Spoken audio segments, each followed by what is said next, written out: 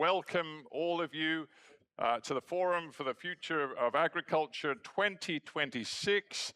I'm Stephen Sackur, and it is my great pleasure to be back with you today. I'm Rose O'Donovan. I'm the editor-in-chief of the Brussels-based agricultural publication AgriFacts, and it is also my pleasure to be back with you today at the Forum for the Future of Agriculture. My 5th time in the row sharing the stage with yourself, Stephen. I feel the honour, Rose, and it's lovely to see you again. Likewise, Rose and I always get together for this forum, and it's terrific to be back. Ladies and gentlemen, I'm going to start just by acknowledging the reality that we all face. We know that we are living in the most uncertain and, I would say, the most dangerous of times. And despite the fact that the events that we're all focused on in terms of war and conflict are happening thousands of miles from here, we also know that it will affect all of us. It will affect the food and agriculture industry in particular. I come from a farming family. I know I've told you many times, but I can tell you right now, my family is spending an awful lot of time talking about and worrying about the price of diesel and the price of fertilizers, and that sort of problem isn't going to go away. So I can assure you, while we have our big theme today of rebooting the food system, and there is a lot to talk about in terms of EU policy, in terms of what is happening to European farmers, and we'll dig deep into that. We will also reflect the geopolitical times we are living in. There is no choice about it. We all have to think very hard about how it's going to affect each and every one of us. Well, certainly similar discussions are happening in my own home country in Ireland, Stephen, and we'll be delving into those topics as the day goes by. Now, the theme of this gathering, as Stephen says, is rebooting the food system.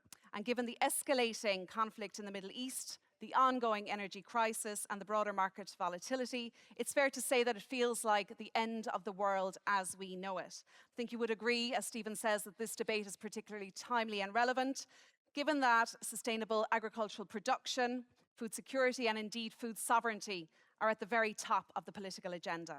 This event also comes at a time when discussions on the future design of the Common Agricultural Policy and the future multi-annual financial framework are going up a gear, but more on that later, ladies and gentlemen.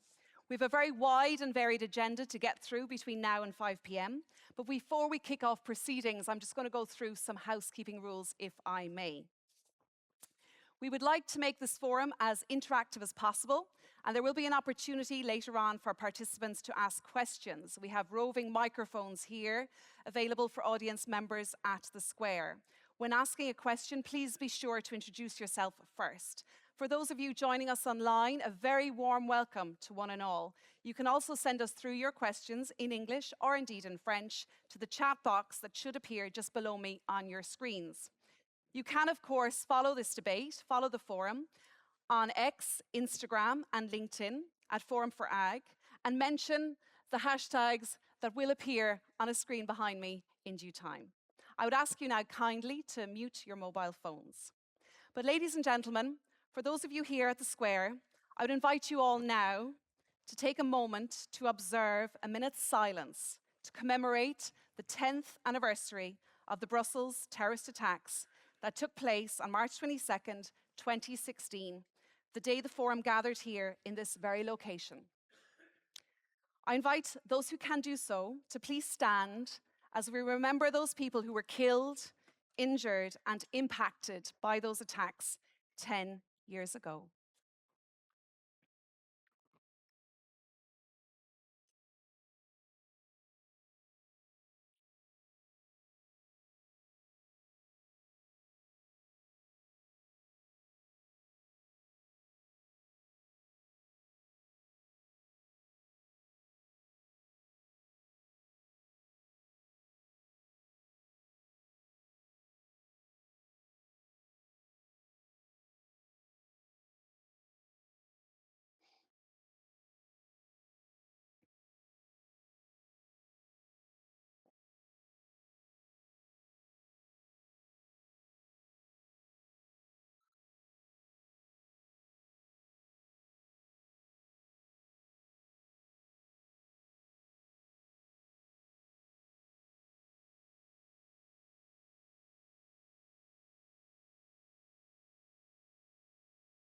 Thank you very much, ladies and gentlemen. We will remember them always. I look forward to returning on stage a little bit later on and guiding some of the panel discussions during the course of the day. But for now, ladies and gentlemen, I leave you in the very capable hands of my co-host, Mr. Stephen Sacker. Stephen, over to you. Thank you very much, Rose, and thank you, everybody, for that deeply respectful minute of silence. I remember being here, maybe some of you old-timers were here too in 2016. It was a day of great shock and horror here in Brussels, and I remember how it affected all of us here at the Forum. So 10 years on, I'm glad we were able to mark it in our own way.